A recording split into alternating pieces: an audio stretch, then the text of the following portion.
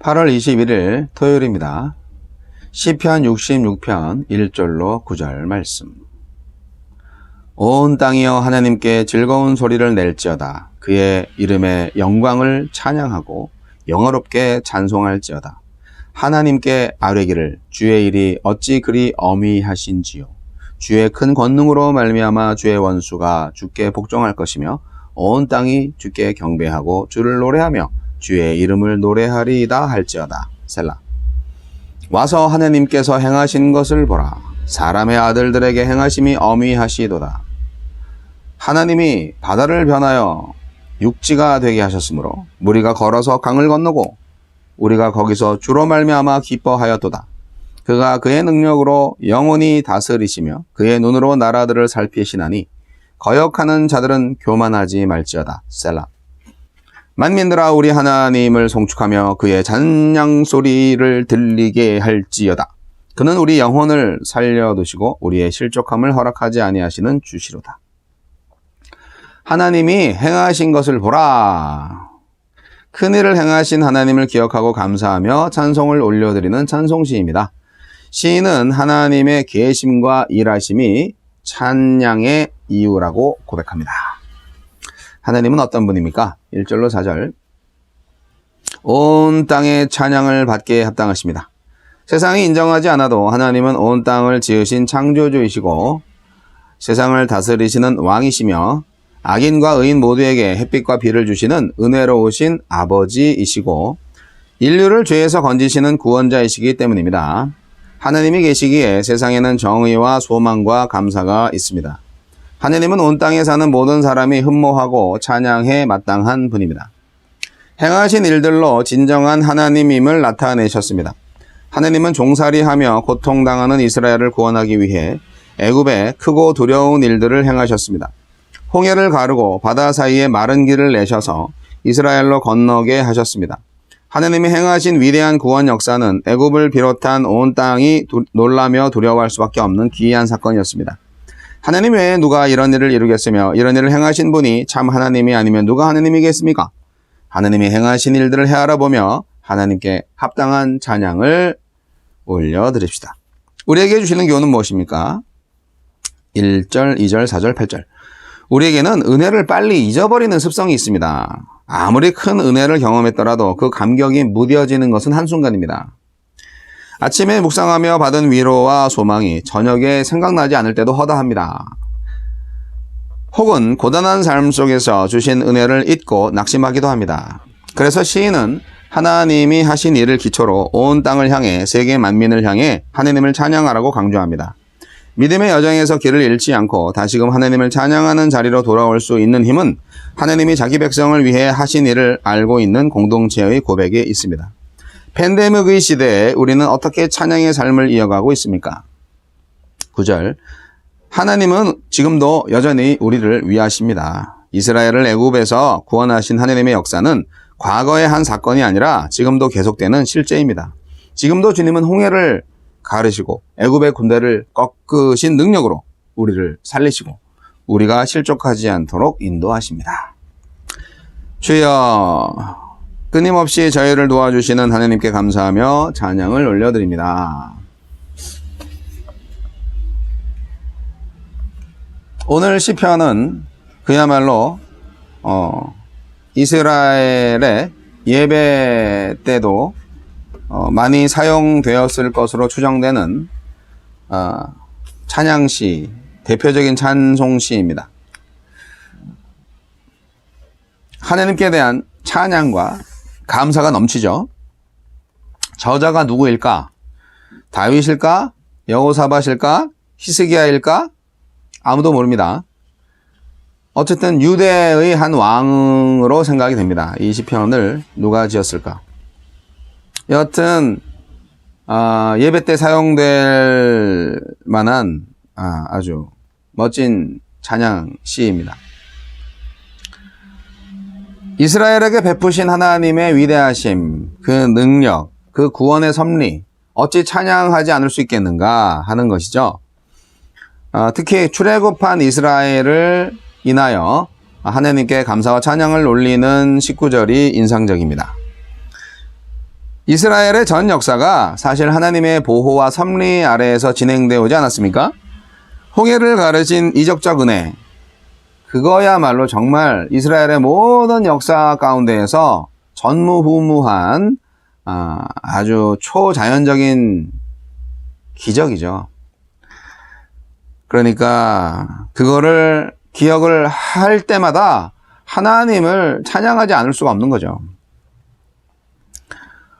1절로 4절까지 내용을 보면 찬양하는 것이 온 땅에서 시작해서 온 땅으로 끝나요.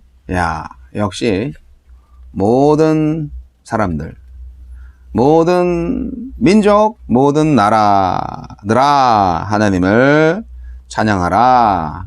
그런 느낌이 살아있습니다.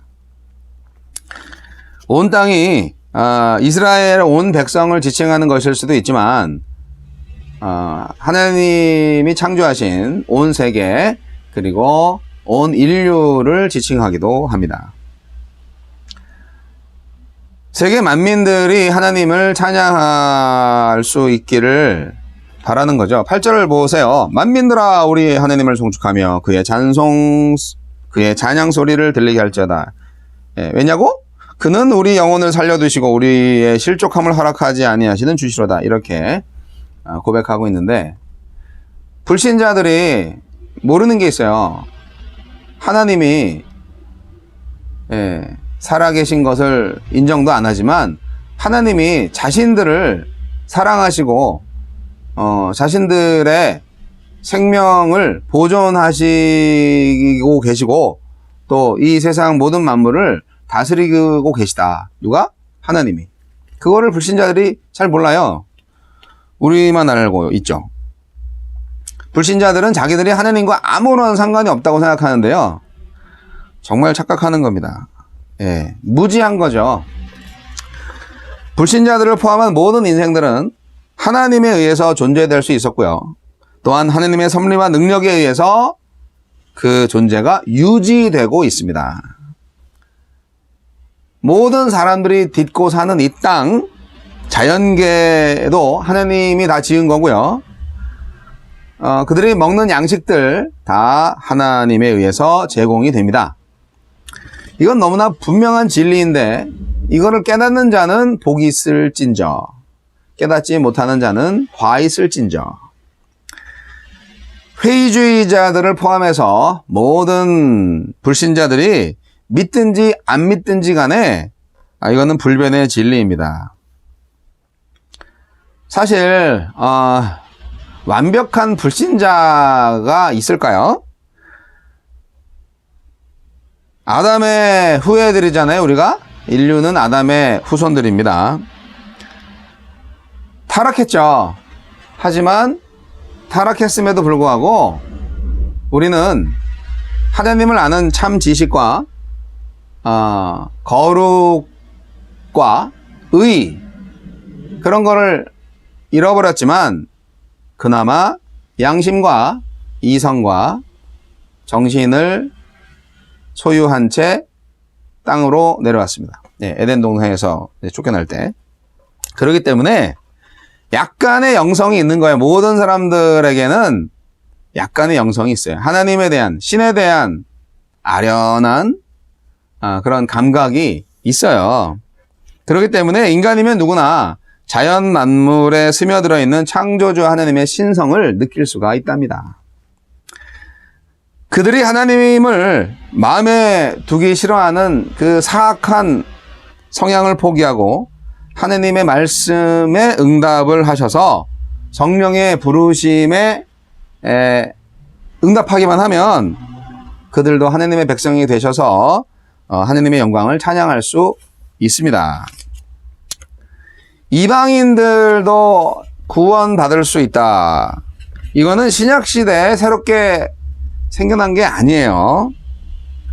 이미 구약 성경에 포함되어 있었던 개념들입니다. 이걸 예언자들이 잘 알고 있었죠. 이사야나 미가나 스가랴, 말라기 이방인들의 구원을 예언을 많이 했습니다. 특히요 창세기에서부터요 아브라함을 부르실 때 무슨 말 하셨는지 기억나세요? 아브라함을 열국의 아비로 부르는 이유가 있잖아요. 궁극적으로 구원이 땅의 모든 족속에게 펼쳐질 것이다. 땅의 모든 족속이 복을 얻을 것이다. 구원을 얻을 것이다. 라는 것을 분명히 언급하셨어요. 이게 창세기 12장이잖아요. 이러한 사실은 이방인인 그 룻이나 라합이나 이런 사람들을 구원하는 거를 보면서 힌트를 얻을 수가 있죠. 이방인 구원에 대한 사상은요, 분열 왕조 시대에 아주 활발하게 나타납니다. 요나서 같은 경우에 보면, 아니 그 원수 같은 나라, 그 나라를 왜 구원하시려고 하시냐고. 요나서는 아주 구약 성경에 이방인 구원을 확실하게 말해주는 성경이에요. 기원전 760년경에 기록되었을 것으로 추정되는 요나서. 그 시대에 이미 하나님이 이방인의 구원을 계획하셨다. 아니 계획이 아니라 구원의 역사를 펼치셨다 하는 것을 알 수가 있는 겁니다. 그래서 오늘 시편 기자, 누구인지 모르지만 이 시편의 기록자인 한 유대의 왕이 하느님의 감동하심에 따라서 이방인들도 이스라엘 백성들이 누리고 있는 축복에 참여하기를 초청하고 있는 겁니다. 이방인들을 하나님께 찬양할 수 있도록 초청할 수 있는 이유가 뭡니까? 일단 그 자신이 하나님의 크신 축복을 받아 누렸고 이에 대한 감사가 넘쳐서 하나님을 찬양하지 않을 수 없는 그런 벅찬 감격 가운데 있었기 때문입니다. 하나님의 구원과 하나님의 복주심으로 인하여서 여러분 지금도 벅찬 감격으로 하나님을 찬양하는 인생을 살고 계십니까? 저와 여러분 말입니다. 그래서 그런 벅찬 감격 속에 있으니까 다른 이방 백성들까지도 초청을 해서 하나님을 찬양해야만 한다. 이방인들이 찬양을 할 수밖에 없는 분명한 이유를 이 시편 기자는 알고 있었던 것이죠. 우리는 왜 모를까요? 아니요, 알고 있어요. 그래서 우리들도 하나님을 찬양하는 자리에 이방인들, 즉 불신자들을 초청할 수 있어야 합니다. 그래서 어떻게 보면 이 시편은 예언적인 성격이 있어요. 이 시편이 이스라엘 백성들한테 읽혀지고 노래되었을 때 이 노래를 이방인들이 잘 들을 수 있었을까? TV나 라디오나 뉴스페이퍼가 없었을 시대인데. 그래서 어떻게 보면 이 시편 역시 예언적인 것입니다. 사랑하는 성도 여러분, 만민을 찬양으로 초대하고 그 찬양을 할 수밖에 없는 이유를 밝히고 동일한 모형으로 다시 또 찬양의 자리로 사람들을 초대하고 또 그 이유를 밝히고 이렇게 반복적으로 설명하는 오늘의 시인. 이스라엘 역사의 진행 과정 속에서 숱한 환난과 역경들마저도 하나님의 섭리로 말미암은 것이라는 놀라운 신앙이 이 시편에 포함되어 있습니다. 시련을 겪는 동안 이스라엘은 더욱 강렬한 열정으로 하나님의 보호와 임재를 갈구하게 되었고 지난날의 허물과 죄악을 회개하게 되었을 것입니다. 여러분, 힘들고 어려우십니까? 하나님이 과거에 어떻게 나를 구원하시고 어떻게 나를 그 환난에서 건져내셨는가 기억하세요. 그리고 그 능력의 하나님을 찬양하시기 바랍니다. 찬양하시면요, 그 찬양 중에 하나님 임재하시거든요. 힘이 납니다. 능력이 내 안에서 확 솟구쳐 오르는 것을 느낄 겁니다. 찬양해보지 않은 사람은 몰라요. 여러분, 하나님이 행하신 것을 보세요. 하나님이 저와 여러분한테 아무것도 안 해줬다고요? 기억이 안 나세요? 그러면 행하실 것을 기대하시기 바랍니다. 왜 아무것도 안 해줬어요? 십자가에 못 박아 죽으시고 우리를 대신해서 죽으시고 부활하셨잖아요. 하나님이 저와 여러분을 구원하시고 복 주신 것 기억하시고 모든 사람들을 구원하시고 유지시키시는 하나님을 발견하셔서 찬양하시고 만민들을 찬양의 자리로 초대하시기 바랍니다. 하나님이 행하신 것을 보라 선포하는 예언자적 시인이 되시는 복을 모두 다 누리시는 오늘 하루 되시기 바랍니다.